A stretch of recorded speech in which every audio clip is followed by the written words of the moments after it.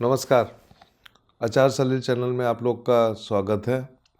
भविष्य मलिका के ऊपर मैंने कुछ वीडियोस दिए, इसके बाद काफ़ी मेल्स आना शुरू हुए और एक फॉलोअर ने मुझसे जानना चाहा है कि आचार्य जी आपने 8 प्रकार के कारण बताए जिससे प्रलय होगी।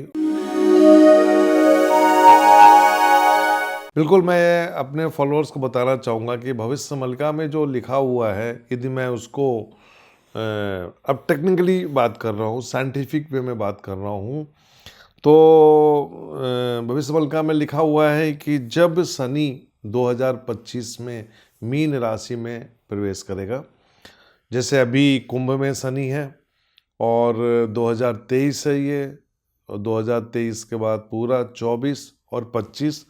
तो मैंने सोचा कि क्यों ना हो कुंडली में देखते हैं कि क्या हो रहा है। 29 मार्च 2025, एक दिन आगे ले जाते हैं 28 मार्च, एक दिन और आगे ले जाते हैं तो 30 मार्च।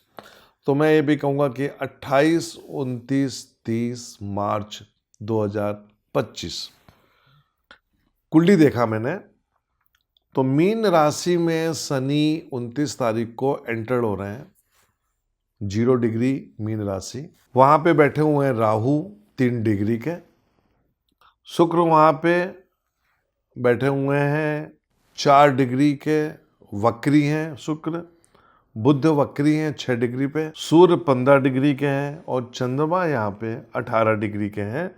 और यदि मैं देखूं तो यहाँ पे चंद्रमा अस्त हो गया, मतलब अमावस्या है उस दिन, और बुध यहाँ पे अस्त है, रट्टो रट्टो के कम्बस्ट है। और यदि मैं इस कुंडली को भारत की कुंडली में मर्ज कर दूं, अभी तो भविष्य मलिका में अच्युतानंद जी महाराज कहते हैं कि युग परिवर्तन, संगम युग की बात हो रही है भविष्य मलिका में खत्म, और संगम युग की बात हो रही है।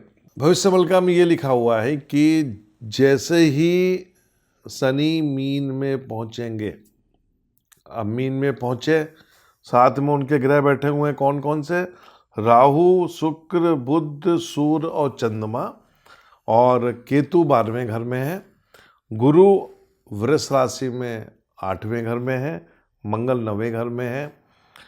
और जब भी ज़्यादा से ज़्यादा ग्रह एक राशि में होते हैं, अब यहाँ पे आप देखिए तो 6 ग्रह एक राशि में है, और जब भी इस प्रकार की स्थिति होती है, शनि जैसे ही मीन में पहुँचता है, तो एज एस्ट्रोलॉजर बोल रहा हूँ कि वहाँ पे बवंडर होता है। 25 मार्च 2025 भविष्य मलिका के में तारीख तो नहीं बताई है, लेकिन उन्होंने ये बोला कि 2025 में जब शनि मीन राशि में पहुंचेगा, तो 29 मार्च की मैं आपको डेट बता रहा हूं। तो कहते हैं कि यहाँ पे सब कुछ स्थिर हो जाएगा। मतलब ये हो गया कि कंप्यूटर काम करना बंद कर देंगे, सैटेलाइट फेल हो जाएंगी, गूगल फेल हो जाएगा, कोई काम नहीं होगा, मतलब पूरी स्थितियां जो होंगी पीछे चली जाएंगी, मतलब सब कुछ खत्म। खत्म का मतलब यहाँ ये हो गया कि टेक्नोलॉजी यहाँ पे पूरी फेल हो जाएगी। और भविष्य मलिका में ये बोला गया है कि यहाँ से हम आगे जब बढ़ेंगे तो काफ़ी कुछ दुनिया जो है वो बदलना शुरू हो जाएगी। मैं इसको बोलता हूँ कि सतयुग की आने की आहट। देखिए, सतयुग का मतलब क्या होता है, लोग बाग मेरे से पूछते हैं कि सतयुग का मतलब क्या है। तो सतयुग में दरअसल क्या था, जैसा ग्रंथों में लिखा हुआ है कि जितने भी स्त्री और पुरुष थे, वो उनको हम देवता और देवी की श्रेणी में रखते थे। अभी कलयुग में आप देख लीजिए कि कलयुग में क्या नहीं होता, और अब कलयुग अपने चरम पे है। तो वो स्थितियां जो होंगी सतयुग में, धीरे धीरे जब हम जाएंगे तो वो सब स्थितियां, कलयुग की जो काली छाया है उसको हम पीछे छोड़ेंगे।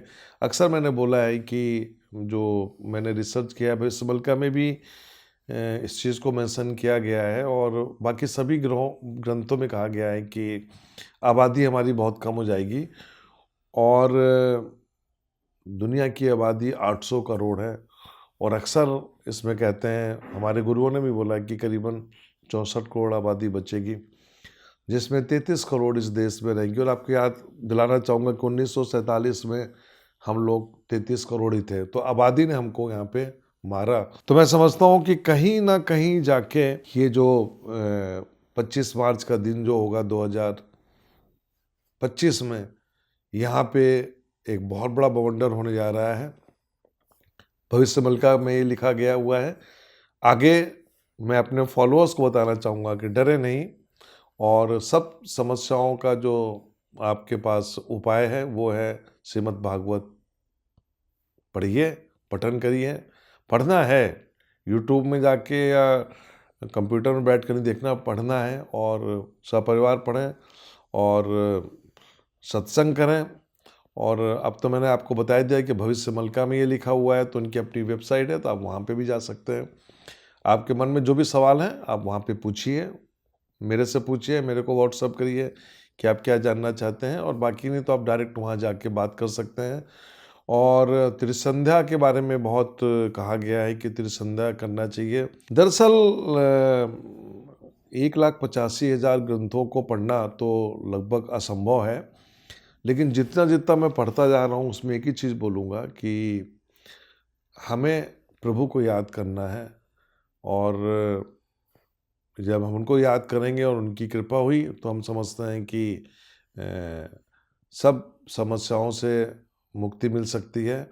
और सतयुग का मतलब ये हो गया कि जहाँ पे सत्य है, तो उस युग में हम जाएंगे। आप भी इंतज़ार कीजिए, मैं भी इंतज़ार करूँगा, और अगले वीडियो में भविष्य मलका के बारे में कुछ और बातें बताऊँगा। नमस्कार।